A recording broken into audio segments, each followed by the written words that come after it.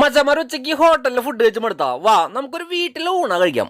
ഒരു വീടിന്റെ ഉള്ളിൽ തന്നെയാണ് അത് സെറ്റ് ചെയ്തേക്കണേ.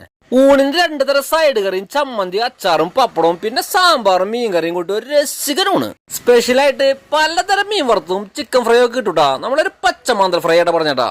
ഊണും മീൻ വറുത്തും കൂട്ടി 100 രൂപയുടെ ചാർജ് ചെയ്യണേ. പച്ചമാന്തൽ ഫ്രൈ നല്ല അഡാറായിട്ട് ആയിരുന്നു കേട്ടാ.